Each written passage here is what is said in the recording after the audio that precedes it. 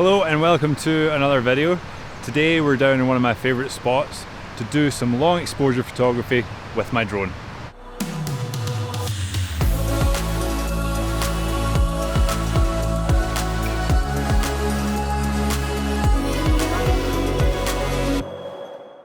If this is your first time visiting my channel, then hello, my name is Kyle. And if you're interested in learning more about how to improve your photography and improve your video, as well as a whole host of other camera related things, then be sure to get on it right now and hit that subscribe button so you don't miss anything in the future.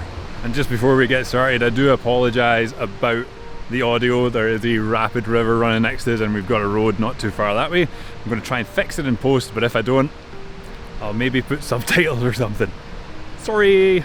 So I was down here at this very spot last week. I wanted to check and see if drone long exposure photography was actually a thing that I could do.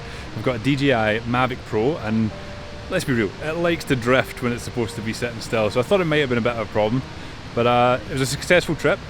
I then took the photos back, edited them, put a couple on my Instagram, these ones right here, and I got a lot of comments, not so much in disbelief, but questioning how I managed to achieve long exposure with my drone. Thinking about wind and thinking about DJI Mavic Pro's tendency to drift. I don't know if they fixed the drift problem in some of the later drones.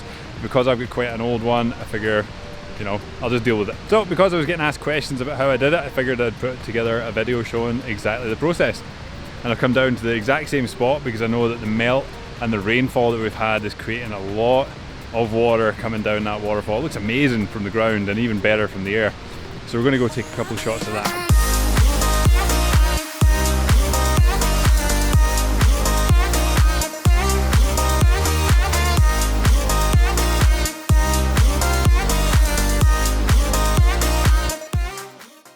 And before we get into the process, it's probably quite helpful for me to tell you what I mean by long exposure, because I've taken long exposures that are an hour long, 30 seconds, 25 seconds, and these just wouldn't be possible with a drone. So instead of that, what I'm talking about is anything below 1/10 of a second to probably round about a second.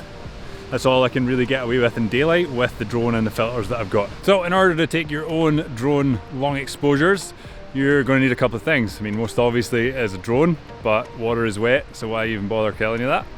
After that, if you're doing it in the daytime, you're probably going to need an ND filter. I use ND filters and everything. I'm shooting right now with an ND filter on my camera. I have them for my GoPro. The only thing I don't have them for is my phone. Yet. So naturally I have them for my drone too, and that allows me to experiment with different kinds of exposures during the day. Long exposures are still possible with these things. So in today's example, I'm going to be shooting with a 32 ND filter, which is a 5-stop ND filter, as in it cuts out 5 stops of light when you put it over the lens. And apart from the drone and the ND filter, we're just going to have to find a spot that's actually quite calm. Doesn't look too windy today, which is absolutely fantastic. We've got some good cloud coverage as well, which is going to help with that shutter speed. We might be able to get a little bit of a slower shutter speed because of the clouds, as opposed to a bright sunny day, which is still possible, but just at a much faster shutter speed. My original plan when I was coming in here was to get a little bit closer, further up this road right here to the waterfall, so I didn't have to fly as far, maybe allow me to experiment a bit more before my battery kicks it. But when I got closer, it just got so loud. I know you guys could probably hear it still, but I couldn't even hear myself talk or think, so I've had to come back a little bit, and here's a nice clear spot for me to take off with decent acoustics or decent ambient noise.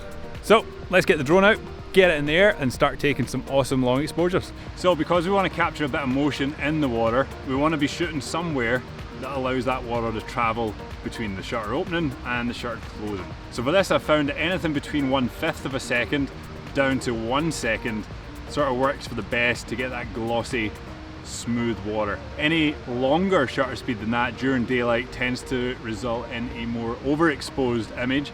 And because we're shooting on a tiny sensor with this drone, even though it's a raw file, it can still be quite difficult to get a balanced photo if we overexpose it too much. I'm going to get the drone up in the air. My settings right now are ISO 100 because, again, the sensor's tiny and we don't want to ruin the quality of the image. Shutter speed is set to 1/3 just because that's what's balanced right here on the ground, but that could change as we get into the air. And because the aperture's fixed, we can't really affect it. I've set a white balance of 5500 just so I've got something to go by.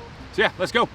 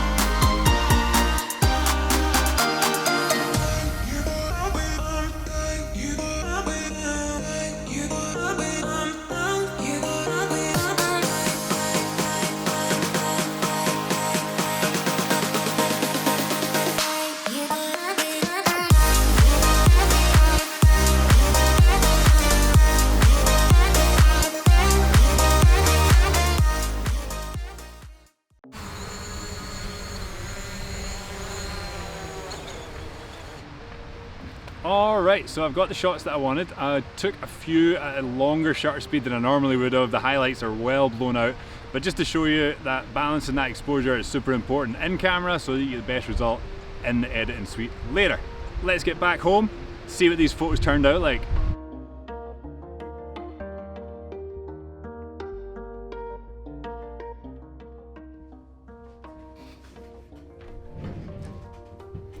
There we are, so overall a successful session getting the long exposures that we're talking about with the drone. I do feel like the last session I did last week that prompted the questions for me to make this video was a better shoot. I think it might have been darker, maybe later in the day, but worthwhile going through these, and then maybe I'll throw a couple in at the end from last week's session so that we can compare and see how they turned out. Alright, so let's take the photos we took today and put them through Lightroom, see how they turn out edited. Alright, now that I have my photos in Lightroom, the first two were shot at 1/5 of a second, and as you can see are quite overexposed, leaning into the highlight section of that histogram. And further on, 1/8 of a second brought about probably the most balanced of the day. We've got a little variety there in between 1/5, 1/6, 1/4, and the last one is 0.4 seconds. Just to see how it turned out on a slightly longer exposure. And as I was saying before, on the previous shoot that I did of the exact same place, it must have been darker because I was shooting closer to 1 second. But on today's shoot, this 0.4 second exposure is already blown out. Highlights are too high, it might be difficult to save. So let's go through and edit them a little bit and see what comes out at the end.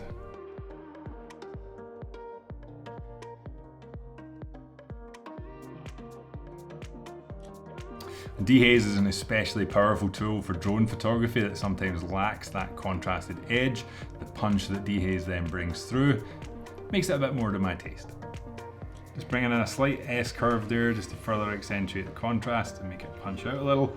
I'm going into hue. I'm big into greens right now, to be honest, so I don't really want to mess with them too much and turn them too yellowy like I did in previous edits.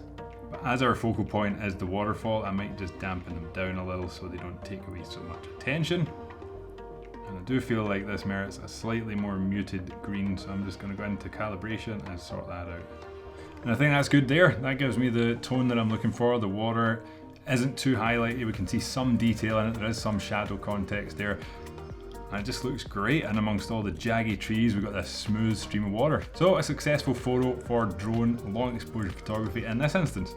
What I'm going to do now is take the edit that I've applied to this photo and apply it to the rest.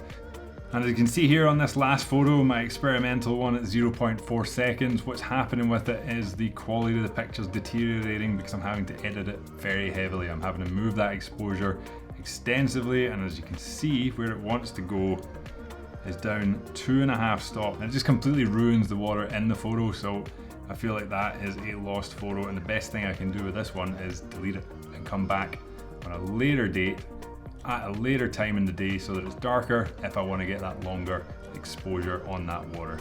And after a couple of finer tweaks, I came away with a couple of them that I was really impressed with the detail that was in the water. Even though a super long shutter speed wasn't used, the detail in the water stayed there. The color of the water came through, the rocks underneath even too. Super impressed with these two in terms of how the water looks and the movement that has been captured with that long exposure happening over a shorter period. And having looked through my old photos from last week's session in the same spot, well, it was awesome that I was able to get a longer shutter speed like in this photo, probably my favorite from that session, at 1 second. I think the results of today's photo shoot in terms of composition and overall quality of the photo is better. And it's only now that I have just checked today's photos against last week's that I realised that. That does it for this video on drone long exposures. I hope you've enjoyed seeing my process of how I made that happen and that it's answered any questions you might have had about making your own. If you enjoyed this video or found the tips useful, please drop a like below and subscribe. It's a great way to support this channel for free, and it helps me produce more content and get vibed about the support. And with that, I will see you in the next video.